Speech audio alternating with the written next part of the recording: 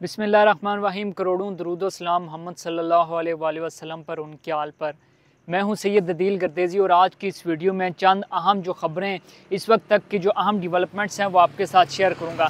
सबसे पहले तो आपको पता है कि जो पूरे मुल्क में एक जो फ़ज़ाई आलूदगी है, जो स्मोग है, उसका राज है और ख़ासकर जो पंजाब है उसमें लाहौर जो है वो इस वक्त पूरी दुनिया में जो आलूदा तरीन शहर है उसमें नंबर 1 है। पूरी दुनिया में जो आलूदा तरीन शहरों की फहरिस्त है उसमें नंबर 1 जो है वो पाकिस्तान का शहर लाहौर है और वो काफ़ी दिनों से नंबर 1 पे ही आ रहा है। और जो पंजाब की इंतज़ामिया है इस वक्त की, चीफ मिनिस्टर साहब हैं और जो वज़ीर माहौलियात हैं वो इस वक्त जो गैर मुल्की दौरे पर हैं और गैर मुल्क गई हुई हैं वो अपने इलाज के लिए। अब सबसे पहले तो उससे जुड़ी सबसे अहम जो खबर है वो आपके साथ शेयर करूंगा कि जो मरियम नवाज़ साहब हैं वो खुसूसी त्यारे के जरिए, चूँकि वो गई थी जनेवा और जो राइट टू इन्फॉर्मेशन एक्ट है उसके तहत जो फवाद चौधरी साहब हैं उन्होंने एक दरख्वास्त दी। उन्होंने कहा कि राइट टू इन्फॉर्मेशन जो एक्ट है उसके तहत ये बताया जाए कि जो मरियम नवाज़ ये जो एक जो प्राइवेट जो त्यारा है उसके लिए गई हैं उसके जो अखराजात हैं वो किसने अदा किए हैं। साथ ही साथ जो 2 अहम वीडियोज़ आई थी, आपने देखा होगा कि पहले एक वीडियो है कि जो कि नवाज शरीफ साहब और मरियम नवाज साहिबा जो जा रही हैं, तो एक जो खातून थी उनकी जानिब से जो एक वीडियो बनाई गई थी उनकी जानिब से काफ़ी ज़्यादा जो शरीफ फैमिली थी उसको बुरा भला कहा गया था। उसके बाद जो उसको काउंटर करने के लिए एक और वीडियो बनाई गई थी जिसमें हमने देखा था कि नवाज शरीफ साहब, मरियम नवाज साहिबा और उनके साथ जो वज़ीर माहौलियात है मरियम औरंगज़ेब साहिबा। चलो मरियम नवाज शरीफ साहिबा की समझ आती है, नवाज शरीफ साहब की समझ आती है कि वो गए हुए हैं किसी इलाज के सिलसिले में, लेकिन जो वज़ीर माहौलियात हैं इस वक्त लाहौर की जो सिचुएशन है आपको पता है कि उस सिचुएशन में वज़ीर माहौलियात का वहाँ पे क्या काम। लेकिन खैर हमने देखा कि वो गई हुई हैं, 4 लोग वहाँ पे खड़े हुए और जिस तरह से नवाज शरीफ साहब हाथ हिला रहे थे वहाँ से ऐसा मुझे फील हो रहा था कि काफ़ी बड़ी तादाद है जो कारकुनान की। लेकिन जब उनने कैमरा मूव करके वीडियो दिखाई तो 4 लोग खड़े थे जो कि नवाज शरीफ साहब के नारे लगा रहे थे और इमरान खान साहब को बुरा भला कह रहे थे। जो मरियम औरंगज़ेब साहिबा थी उस वीडियो में देखा जा सकता है कि वो मरियम नवाज शरीफ साहबा का जो बैग है उसको भी उठाए हुए थी और 2 बैग उन्हें अपने हाथ में उठाए हुए थे। खैर ये तो थी उस तरह की कि जो लाहौर की सिचुएशन है और जो नवाज शरीफ साहब और मरियम नवाज साहिबा हैं वो बैरूनी दौरे पर हैं। लोग यहाँ पे सांस लेने में मुश्किलात हो रही हैं लाहौर में और वो बैरूनी दौरे पर इस वक्त मौजूद हैं। दूसरा आपने देखा होगा कि जो SCO कॉन्फ्रेंस इस्लामाबाद में हुई थी और इस्लामाबाद को काफ़ी अच्छे तरीके से सजाया गया था। वो तो चलो कैपिटल को सजाना, मेहमानों को वेलकम करना तो अपनी जगह, लेकिन जो अहम खबर है वो क्या है? खबर ये है कि जो अरबों रुपये हैं वो खर्च किए गए थे जो इस्लामाबाद का है उसकी खूबसूरती को सिर्फ SCO के लिए करने के लिए।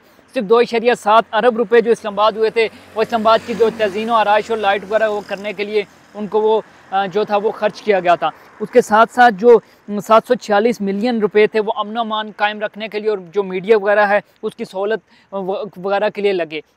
यानी कि जो पूरे इस्लामाबाद को सजाने के लिए या जो आप कह सकते हैं SCO कॉन्फ्रेंस के लिए जो तज़ीन आराइश की गई वो 746 मिलियन रुपए में वो की गई।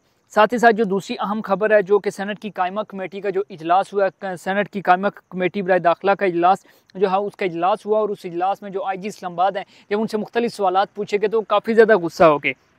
जब राजा खुर्रम नवाज साहब हैं जो चेयरमैन हैं उनकी ज़ेर सदारत जब ये पार्लियामेंट में ये इजलास हुआ तो उन्हें ये डाटा तलब किया कि जो पुलिस की कारकर्दगी है उसके हवाले से डाटा दिया जाए। तो जो IG इस्लामाबाद सैयद नासिर रिजवी हैं उन्होंने डाटा जो है उस कमेटी के सामने रखा। फिर उनसे जब पूछा गया कि जो सज़ा दिलवाने के लिए जो अदाद शुमार हैं वो क्या हैं, तो उस हवाले से जो चेयरमैन कमेटी उन्होंने इस्तफसार किया कि डाकुओं को 2-4 माह से ज़्यादा सज़ा नहीं होती। तो IG इस्लामाबाद ने यह कहा कि उनकी तमाम तर जो तवज्जो थी वो इस्लामाबाद पर होने वाले यलगार और हमलों को रोकने के लिए लग रही। इस पर जो चेयरमैन कमेटी थे राजा खुर्रम नवाज उन्होंने कहा कि यलगार का जो लफ्ज़ आप इस्तेमाल ना करें, जिस पर जो IG इस्लामाबाद भी काफ़ी ज़्यादा गुस्सा हो गया। उन्होंने कहा कि क्या मैं अब अपनी बात का जो जवाब है वो ना दूँ। उलझने पर जो चेयरमैन कमेटी थे खुर्रम नवाज उन्हें ये कहा कि आप अगर आपने यूनिफॉर्म ना पहना होता तो मैं आपको इजलास से उठाकर बाहर भेज देता। फिर जो चेयरमैन कमेटी थे वो भी काफ़ी ज़्यादा गुस्से में आ गए। उन्होंने कहा कि अगर आपने ये जो लिबास है ये ना पहना होता, इस्लामाबाद की जो पुलिस की वर्दी है वो ना पहनी होती, क्योंकि इस पर जो पाकिस्तान का झंडा है वो लगा हुआ, मैंने उसका एहतराम किया, इस वजह से आपको नहीं कह रहा, कुछ नहीं कह रहा, वरना मैं आपको उठाकर इस इजलास से बाहर भेज देता।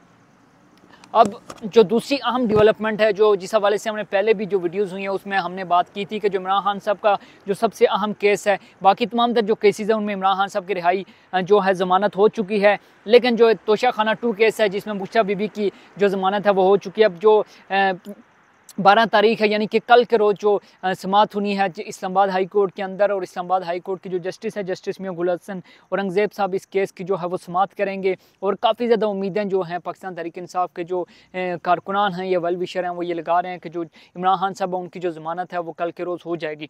साथ ही साथ जो दूसरा केस इमरान खान साहब का जो चल रहा है 190 मिलियन पाउंड का, उसमें ये कहा जा रहा है और जो हुकूमती वज़रा हैं जैसे राना सनाउल्लाह साहब उनने बात की कि मुझे ये लग रहा है कि जो 190 मिलियन पाउंड जो केस है उसमें इमरान खान साहब को जो है वो सज़ा हो सकती है। और जो हमने इससे पहले भी देखा जो लोअर कोर्ट्स हैं उनमें से इमरान खान साहब को कोई इतना बड़ा रिलीफ नहीं मिला, बल्कि उनको जो सज़ाएं हैं वो होती रही हैं। अच्छा, दूसरी एक अहम जो दिलचस्प जो है वो बात हुई, वो क्या हुई कि वो लाहौर हाई कोर्ट में जो केस था कि इमरान खान साहब की जो तस्वीर है उनकी ऑडियो नहीं चलाई जाती या उनका नाम नहीं चलाया जाता मीडिया पर, उस हवाले से केस की समाअत हुई।